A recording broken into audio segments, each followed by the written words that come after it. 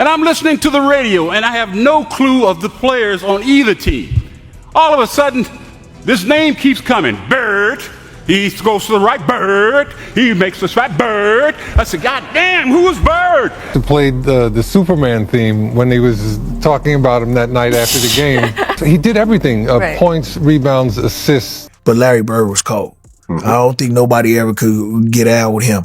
And I'm looking at this guy like, he's nuts, you know. When LeBron James and Kevin Durant joked about Michael Jordan's legacy and questioned the importance of championships, they opened the door to a much bigger conversation about what greatness in basketball really means.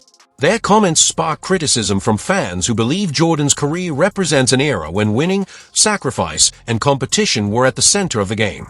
Watching from a different generation was Larry Bird, a player who never needed a long speech to prove his respect for that era because his own career said enough. Bird played 13 seasons in the NBA and built his reputation by constantly putting his body on the line, battling through injuries, diving for loose balls, and competing until his body could no longer take the punishment. His career became a symbol of toughness and commitment, and that is why his legacy carries so much weight in conversations about players like Jordan.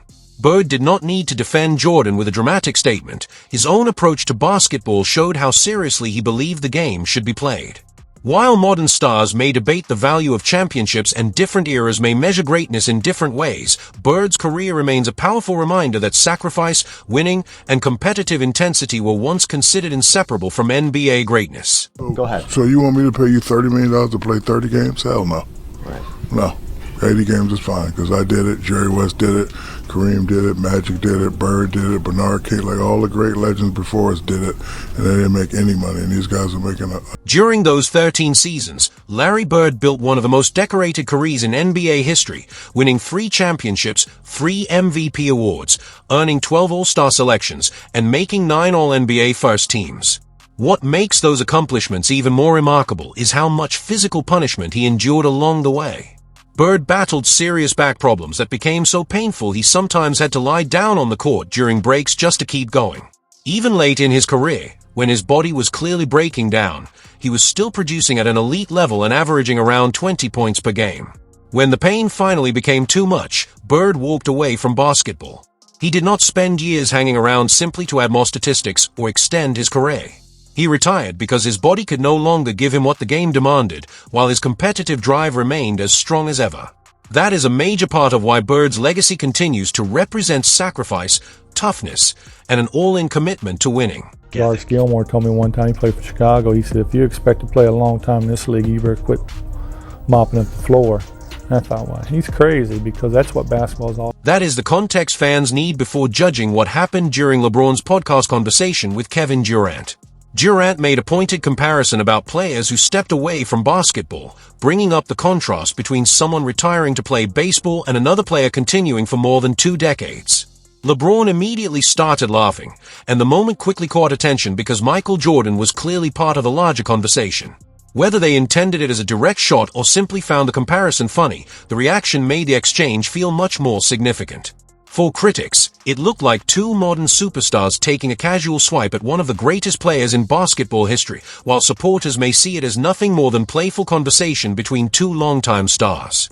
Either way, the moment reignited the debate about Jordan's legacy, longevity, championships, and whether modern players view greatness through a completely different lens. Yeah, I'm 10, 12 years in, I got 4 MVPs and 4 championships, but do I still want to do this shit? You know what I'm saying? You know how hard it is.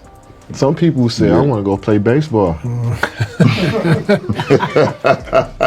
Right? Yeah. And then I want to come back. Or some people say, I'm going to go 22 straight. The biggest problem with Durant's comment is that it leaves out the most important part of Michael Jordan's first retirement.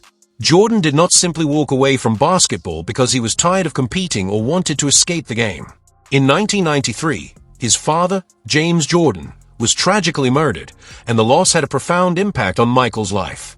James was more than just his father. He was one of the most important people in his journey and someone who had supported him throughout his rise to greatness. During that difficult period, Jordan stepped away from basketball and pursued professional baseball, a dream he had previously shared with his father. That context completely changes the way his retirement should be viewed. Instead of treating it as Jordan simply quitting on basketball, many see it as a deeply personal decision made during one of the most painful moments of his life. That is why Durant's baseball reference struck such a nerve with Jordan supporters. Without the full story, the comment can make Jordan's decision sound like a lack of commitment when the reality was far more complicated and deeply personal. No, because when I play hard all the time. You know, there's no turn it on here, turn it off here. It's just 110% at all. For Jordan supporters, reducing his first retirement to a simple joke completely ignores the emotional circumstances surrounding that decision.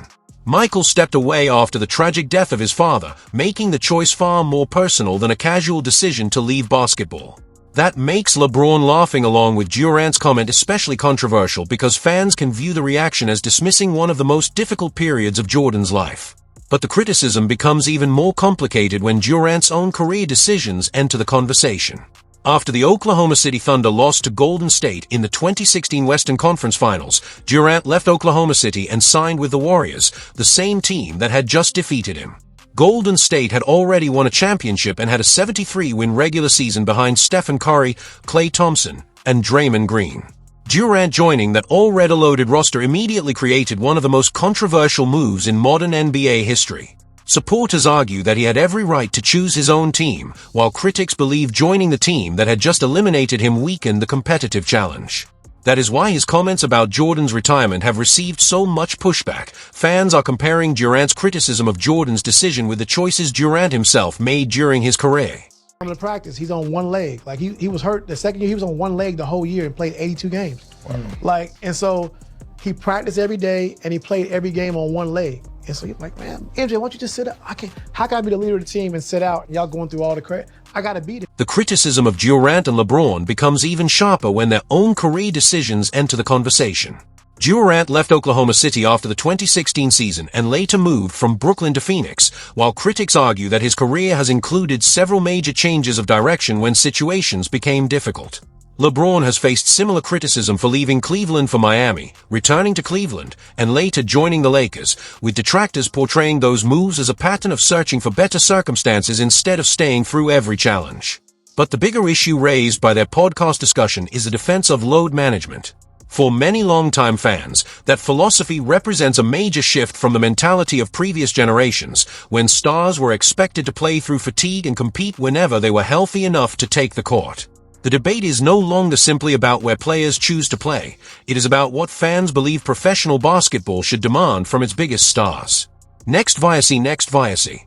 The championship debate becomes even more interesting because LeBron has questioned why rings are emphasized so heavily when discussing basketball greatness, despite making championships a major focus throughout his career.